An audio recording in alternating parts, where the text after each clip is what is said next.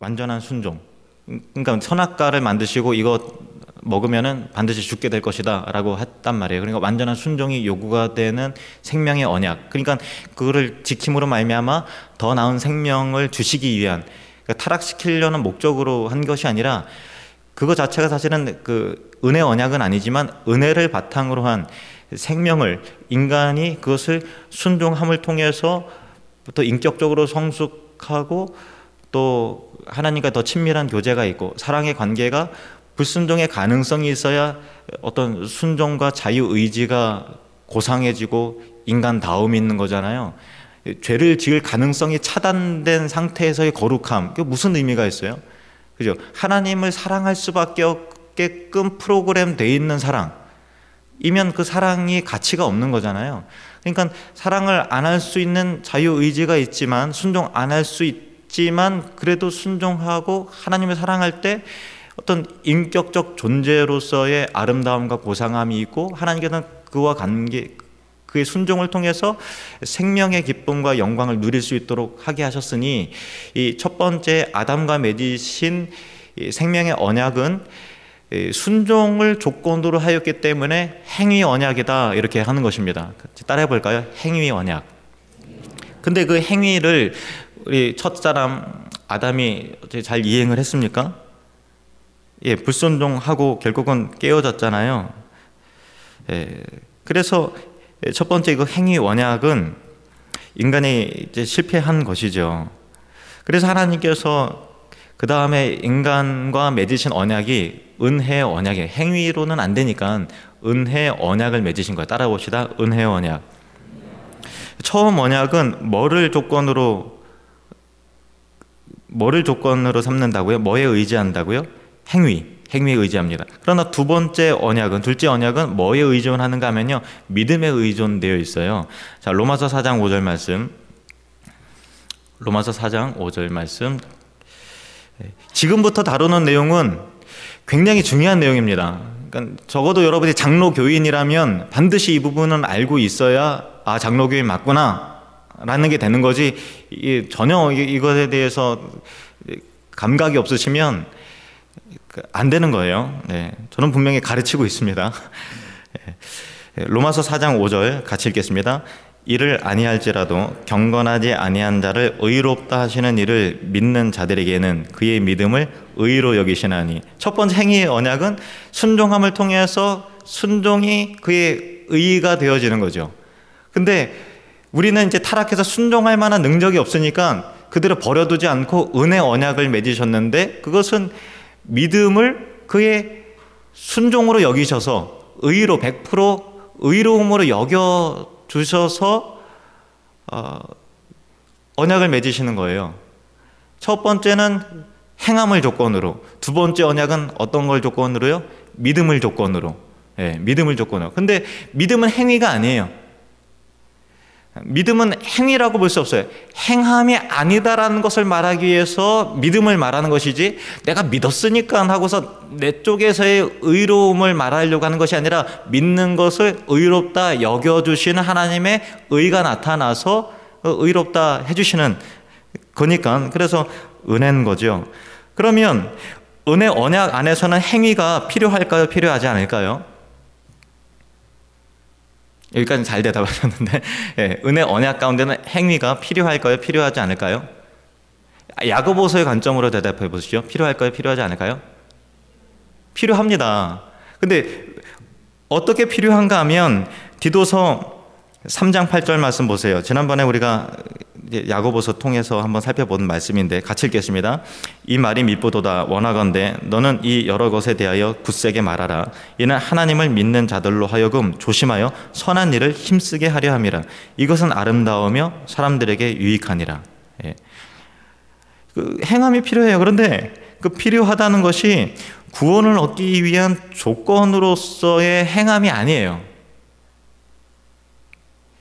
그거는 행위 언약인 거예요. 구원을 얻기 위한 조건으로서의 행함이 아니고, 두 번째 언약은 구원받은 자로서의 생명의 표지로서의 언약인 거죠. 그러니까 너희가 행함을 통해서 너희 믿음을 증명해 봐라, 그런 거예요. 믿음이 있다면 삶이 달라질 거니까. 근데 삶이 달라져야 구원받는다, 그건 아니라는 거죠. 그러니까 믿음을 통해서 구원해 주시고 구원받는 자는 가치관이 바뀌고 그 안에 생명이 들어오기 때문에 반드시 삶의 열매가 나타나게 되는 거예요. 처음 언약에서는, 행위 언약에서는 행위가 구원의 근거로서, 조건으로서 요구되었지만 새 언약에서는 하나님을 향한 우리의 사랑의 증거로서, 사랑한다면, 주님을 정말로 진실로 믿는다면 그렇게 요구가 되는 그런 거죠. 그래서 은혜 언약의 조건은 무엇일까요? 행함일까요? 믿음입니다. 믿음. 창세기 3장 15절 말씀에 행위 언약이 실패하고 나서 하나님께서 바로 은혜 언약을 말씀하세요. 이게 최초의 원시복음, 최초의 복음이라 그래서 원시복음이라고 하고, 은혜 언약이 제일 처음에 시작된 물론 이제 그 전부터 하나님이 계획하고 계셨지만 처음부터 계시로 나타내 주신 시점입니다. 창세기 3장 15절 같이 읽겠습니다. 시작. 내가 너로 여자와 원수가 되게 하고 네 후손도 여자의 후손과 원수가 되게 하리니 여자의 후손은 네 머리를 상하게 할 것이요 너는 그의 발꿈치를 상하게 할 것이니라 하시고, 너라는 것은 누구를 말하는 거죠? 뱀을 말하는 것입니다. 사탄을 말하는 것인데, 뱀이 유혹을 해서 하와로 먹게 했고, 또 하와가 또 아담에게 주므로 그도 또 먹었잖아요. 그러니까 하나님께서 아담아 내가 어디 있느냐, 내가 벗었으므로 두려워하여 숨었나이다. 누가 너라고 먹지 말라고 한 그 열매를 먹으라고 했느냐. 하나님께서 나에게 주신 그 여자가 내게 주므로 먹었나이다. 또 하와에게 물어보니까 또 뱀이 주므로 먹었나이다. 그래서 거기까지 대화하고 오고 나서 내가 너로 여자와 원수가 되게 하고, 뱀에게 하신 말씀입니다. 내 후손도 여자의 후손과, 뱀의 후손도 여자의 후손과 원수가 되게 하리니 여자의 후손은 내 머리를 상하게 할 것이요 너는 그의 발꿈치를 상하게 할 것이니라 하시고, 이게 왜 복음인가 하면요, 여자의 후손이라는 것은 여러분 들어서 아시죠? 누구를 말하는 것인가? 그렇죠. 동정녀 마리아로부터 남자를 알지 아니한 예수 그리스도를 말하는 거예요. 뱀과 예수 그리스도. 그런데 뱀이 너는 그의 발꿈치를 상하게 한다. 여자의 후손은 내 머리를 상하게 할 것이요. 뱀의 머리를 상하게 하는 거예요. 콱 밟았어요. 근데 밟기 전에 뱀이 예수님의 발꿈치를 콱 물었단 말이에요. 그게 뭘 의미하는 걸까요? 십자가에서의 죽으심을 의미하는 거예요. 그러나 십자가에서 죽으심을 통해서 결국은 예수님께서 사단의 머리를 밟으셔서 죽음을 이기시고 승리하셨죠. 그래서 이 복음이 결국 인간이 타락하자마자 하나님께서 고민하고 생각해서 어떻게 할까 하는 것이 아니라 바로 그 복음, 어떻게 하나님께서 인류를 구원해 낼 것이라고 하는 창세전의 계획이 바로 선포가 되는 거예요. 물론 이거는 가려져 있었어요. 가려져 있었기 때문에 이게 무슨 내용인지 예수 그리스도께서 오셔야만 비로소 이게 이런 내용이구나라고 이게 알게 되는 그런 부분인데, 어쨌든 이 은혜 언약이 이렇게 시작이 된 것입니다. 그리고 이 뱀의 후손과, 여기서 보면 내 후손이 나오잖아요. 내 후손도 여자의 후손과 원수가 되게 하리니, 이 얘기는요 또 이중적인 의미가 있는데, 여자의 후손은 예수 그리스도지만 동시에 선택받은 자의 하나님의 백성으로서의 계보를 또 말하고 있고, 뱀의 후손은 또 뭐를 말하는 걸까요? 뱀의 후손은 가인의 후손, 타락한 자들과 선택을 받지 못한 사람들의 계보를 말하는 거예요. 그것이 서로 간에 대립하면서 영적인 전쟁이 일어난다라고 하는 그 얘기인 거예요. 그래서 3장 20절 말씀을 보시면, 3장 20절 말씀 같이 읽겠습니다. 시작. 아담이 그의 아내의 이름을 하와라 불렀으니 그는 모든 산자의 어머니가 됨이더라. 산자의 어머니, 모든 신자의 어머니라는, 거기서부터 신자들이 나온다는 거, 거기서부터 구원받은 자들의 계보가 흘러나오도록 하와로 인해서 사실은 이런 일이 생긴 거잖아요. 그런데 아담이 그 하나님의 뜻 가운데서 그때 여자 이름을 하와라고 이름을 하면서 그는 모든 산자의 어머니다라고 하는 신자의 어머니, 선택을 받은 하나님 나라 백성들의 어머니다라고 하는 구원의 소망과 희망을 하나님으로부터 받아서 그 이름을 지어주는 거예요. 굉장히 참 멋있죠. 아름답고 또 놀랍죠. 그래서 가인과 아벨이 처음 나왔는데 아벨을 사탄이 가인을 충동질해서 확 죽여버렸어요. 그러면은 이제 어떻게 되는 건가요? 거기서 이제 결국 예수 그리스도가 오셔야 되는데 마귀는 그렇게 멸망을 시킬 줄로 그렇게 아는 거예요. 그런데 결국은 하나님께서 셋을 통해서 아벨 대신 셋을 통해서 이 선택받은 자로서의 그 계보가 이어져 내려오잖아요. 예수 그리스도까지. 그러니까 참 그 구원의 구속사의 흐름이 참 놀랍습니다. 그 역대기 열왕기서를 읽어보면 맨 그 마지막 왕이 시드기야 왕인데 그 바로 앞에 왕은 여호야긴 왕이에요. 근데 여호야긴 왕이 되자마자 3개월 만에 바벨론으로 끌려가 버려요. 그리고 나서 꼭두가시의 왕인 시드기야를 바벨론 왕이 세웠는데 나중에 배반해서 시드기야가 그렇게 또 멸망을 당하잖아요. 그러면 끌려갔으니까 거기서 죽게 되면 다윗 왕의 후손으로서 오실 예수 그리스도의 계보가 딱 끊어지는 거예요. 그 영적인 전쟁이 계속해서 이어져 나가는 겁니다. 그런데 예레미야서 맨 마지막에 52장에 51장까지 예레미야 선지자의 예언이 나오고 52장에 예레미야 선지자의 예언 이후에 그 어떻게 되었는가의 스토리가 나오는데 30여 년 만에 여호야긴 왕을 감옥에서 이렇게 특사로 8월 15일이면 이제 광복절 특사 우리나라로 하잖아요. 그런데 30여 년 만에 특사를 통해서 풀어주고 왕과 같이 존귀하게 바벨론에서 여러 왕들보다도 가장 높은 위치에 올리고 그리고 그 왕과 더불어 식탁을 같이 식사를 할 수 있는 영광을 주거든요. 이게 뭘 말하는가 하면은 하나님의 구원의 은혜의 역사와 은혜의 언약은 절대로 인간으로 인해서 실패되거나 좌절되거나 꺾이지 않고 그대로 주님 오실 때까지 계속해서 흘러간다라는 걸 보여주는 거예요.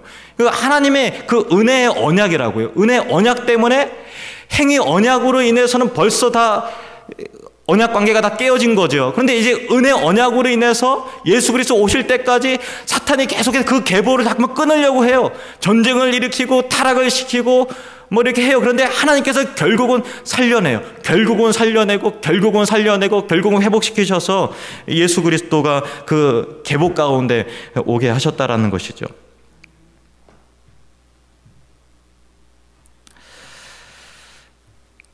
이 창세기 3장으로 다시 가보시면요, 더 구체적인 은혜 언약이 나오는데 3장 21절 같이 읽겠습니다. 여호와 하나님이 아담과 그의 아내를 위하여 가죽옷을 지어 입히시니라. 어떻게 인간의 허물과 죄책감과 수치심을 덮여주시는가? 가죽옷을 지어서 입히셨어요. 그리고 그들을 의롭다고 선언해 주셨어요. 우리가 여기서 기억해야 되는 것은 여호와 하나님이 아담과 그의 아내를 위하여 가죽옷을 지어 입히시니라. 그러니까 누가 가죽옷을 만든 거예요? 하나님이 만드신 거예요. 그리고 아담과 하와는 그냥 하나님이 이게 입어라 하고도 꼬여주니까 팔 이렇게 벌리고 이렇게 하는 것밖에 사실 없는 거예요. 하나님께서 인간의 죄와 수치를 하나님이 주도하시고 하나님이 실행하셔서 계획하신 것뿐만 아니라 실행하셔서 그의 수치를 가려주시죠. 그 아담과 하와가 그 옷을 입었을 때 어땠을까요? 고기를 먹었을 때는요, 그 당시에 짐승의 고기 안 먹었어요. 노아 홍수 이후에 하나님께서 그 육식을 허락하신다고 그때 비로소 말씀하셨거든요. 그리고 그때 그 당시에 죽음이라는 게 없었잖아요.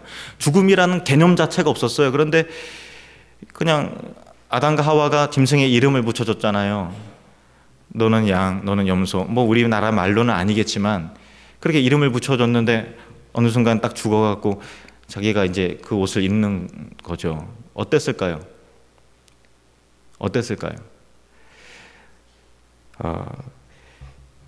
너무나 충격적이죠. 이 짐승을 잡아서 대신 사람을 살리기 위해서 또 다른 생명이 죽어서 가죽을 벗기려면 죽어야 되는 거잖아요. 죽여서 인간을 구속하시는 하나님의 그 방법은 아담과 하와에게는 굉장히 은혜지만 충격적이고 참 놀라운 일이에요. 미안한 일이고 양인지 염소인지는 모르지만 기록이 안 나있지만 그 양한테 너무 미안한 일, 이것이 발전되어서 계시가 나올 때 레위기에서는 비로소 이제 짐승의 제물을 통해서, 양의 제물을 통해서 대속하시는 예수 그리스도의 예표가 좀 더 본격적으로 나오게 되고, 요한복음 1장 29절 말씀, 예수님께서 오셨을 때 세례 요한이 이렇게 선언합니다. 같이 읽겠습니다. 이튿날 요한이 예수께서 자기에게 나아오심을 보고 이르되 보라, 세상 죄를 지고 가는 하나님의 어린 양이로다. 하나님의 어린 양이로다. 우리의 죄를 지고 가는 하나님의 어린 양이다. 그 어린 양이 대신 죽어서 그의 가죽으로 우리의 죄와 허물을 덮어주신 하나님의 그 은혜의 손길, 그것이 이렇게 그 은혜 언약 가운데 계시가 되어 있는 것입니다. 조금 더 보겠습니다.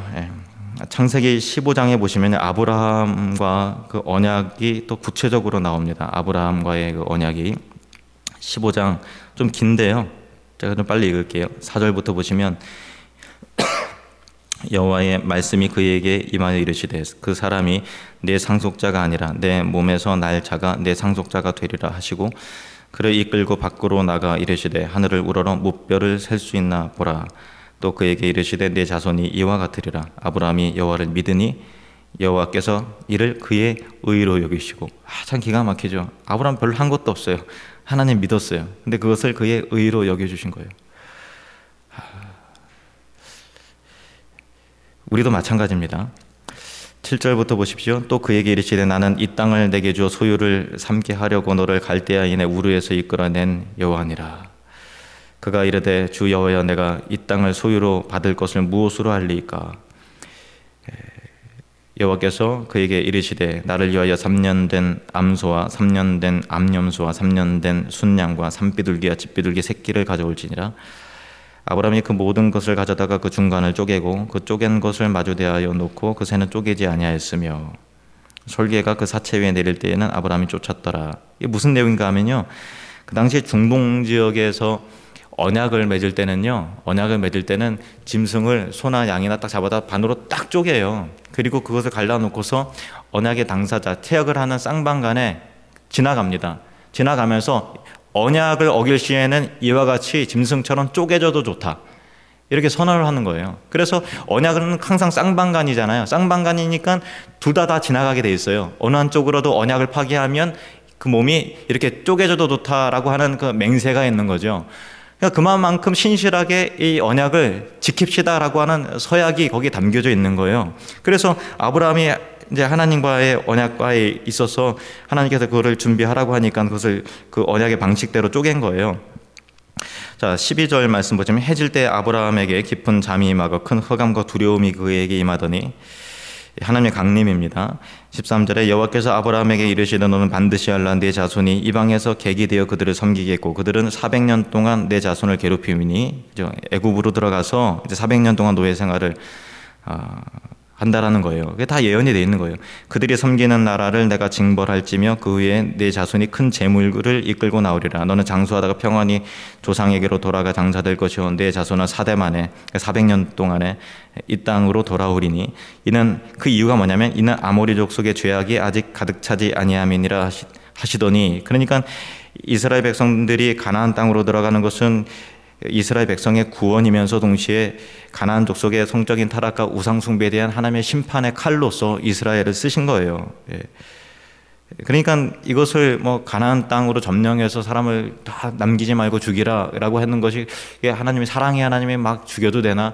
그게 아니라 심판의 개념이라니까요. 심판의 개념. 그들의 타락과 그들의 우상 숭배와 간음과 그 성적인 타락이 굉장히 음란합니다. 그때 그 발굴되는 그런 토기라든가 그런 거 보면요, 굉장히 성적으로 굉장히 그 문란하고 정말 타락한 족속이에요. 동성애는 그냥 뭐 일반적인 거고, 수간 짐승이랑 막 이렇게 하고, 토기도 막 다 무슨 남자 여자 뭐 성기 모양으로 다 만들어 버리고, 그런 문화가 굉장히 많았어요. 그러니까 하나님께서 소돔과 고모라를 멸망시키듯 쓸어 버리는데 그것을 이스라엘 백성들을 심판의 도구로 쓰시는 그런 거죠. 이거 죄가 다 가득 차면 그렇게 할 것이다라는 거예요. 17절에 보시면 해가 져서 어두울 때 연기나는 화로가 보이며 타는 횃불이 쪼갠 고기 사이로 지나더라. 자 보세요. 쪼갠 고기 사이에 누가 지나가야 돼요? 쌍방간에 계약이라면 당사자 양쪽이 다 지나가야 돼요. 그런데 누가 지나갑니까? 횃불이 지나가는 거예요. 하나님만 지나가요. 이게 은혜 언약이라는 거예요. 그러니까 상대방의 신실함과 불신실함과 관계없이 나의 신실함으로 반드시 이루어낼 언약이라는 거예요. 하나님의 은혜로 이루어질 언약이라는 거죠. 그것이 구원이라는 거예요. 그게 절대 실패가 안 돼요. 우리는 안 믿을 수가 없어요. 우리는 타락할 수가 없는 거예요. 탈락할 수가 없는 거예요. 타락이 아니고 타락할 수는 있겠죠. 탈락할 수가 없어요. 구원의 과정에서 택하신 백성이라면 하나님 편에서 지나가는 거예요. 그러니까 하나님께서 내가 이것이 파기된다면 내가 이렇게 쪼개져도 좋다 할 정도로 내가 내 이름을 걸고서 맹세하는 언약이다. 그 얘기입니다. 18절 그날에 여호와께서 아브라함과 더불어 언약을 세워 이르시되, 그렇죠. 이 언약을 세우는 거예요. 무슨 언약입니까? 은혜 언약이에요. 하나님 혼자 지나갔잖아요. 이르시되 내가 이 땅을 애굽 강에서부터 그 큰 강 유브라데까지 내 자손에게 주노니 곧 겐 족속과 그니스 족속과 감몬 족속과 헷 족속과 브리스 족속과 르바 족속과 아모리 족속과 가나안 족속과 기르가스 족속과 여부스 족속의 땅이니라 하셨더라. 그러니까 너를 통해서 하나님 나라를 이루겠다라고 하는 그런 겁니다. 그러니까 하나님께서 아브라함과 은혜 언약을 맺으신 것은 그에게 하나님의 백성이 될 만한 어떤 자격이라든가 공로가 있었기 때문에 그런 게 아니에요. 아시다시피 아브라함도 처음에 우상을 섬기는 사람이었거든요.